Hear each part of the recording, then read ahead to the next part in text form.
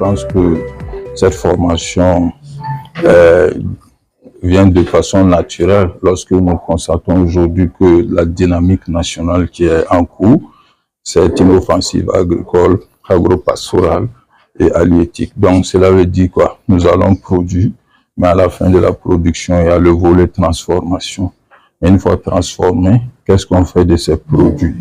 Donc il est important que nous essayons aujourd'hui d'outiller nos PME dans cette phase d'écoulement de leurs produits, les préparer non seulement à conquérir le marché national, mais aussi le marché international. Parce que le constat est que même pour conquérir le marché international, il faut d'abord conquérir le marché national. Parce qu'aujourd'hui, sur les rayons de nos supermarchés, vous constaterez que nos PME sont obligés de faire la concurrence à des multinationales. Donc, nous avons jugé nécessaire qu'il y a des niches sur lesquelles nous pouvons vraiment nous positionner. À défaut de faire la concurrence avec des multinationales, il y a des aspects qui sont pris en compte par de plus en plus de consommateurs, non seulement au niveau national, mais au niveau international, qui sont les questions sociétales, les questions environnementales, les questions de droits de l'homme. Et nous nous sommes dit que, à défaut de se positionner sur des marchés larges, il y a des niches qu'il faut que nous arrivions à conquérir et à fortifier nos PME.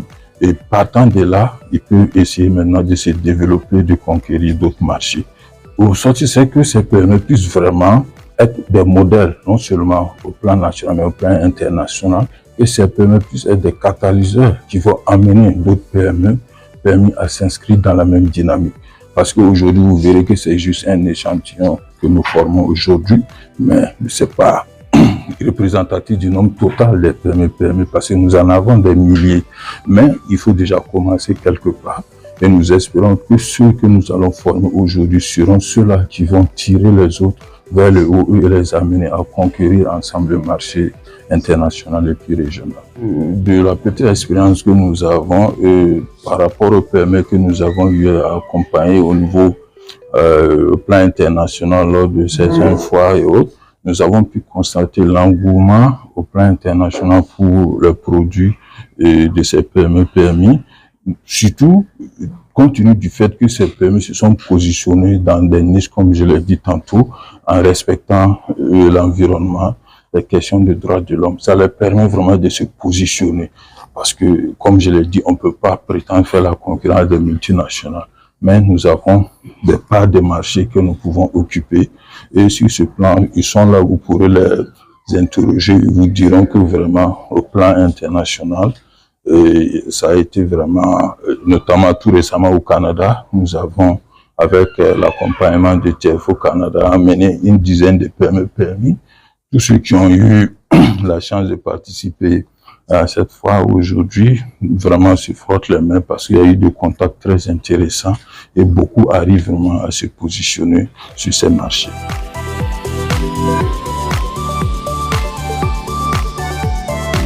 Alors, cette formation, comme je l'ai dit, s'adresse donc aux petites et moyennes entreprises qui ont pour vocation donc d'exporter nos produits.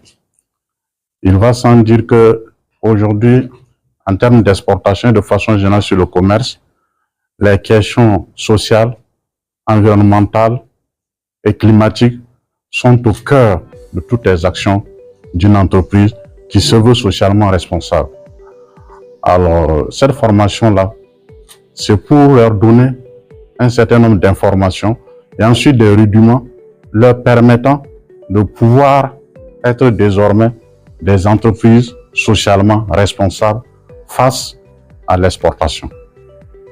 Donc, nous allons donc travailler sur 3 modules essentiellement. Le premier module, nous allons nous intéresser à la définition même, je dirais, de la RSE, la responsabilité sociale des entreprises. Et à travers cette responsabilité sociale des entreprises, nous allons voir quelle est son influence sur les pratiques commerciales de ces entreprises et faire en sorte que cette influence-là leur permette de pouvoir mettre en place des pratiques commerciales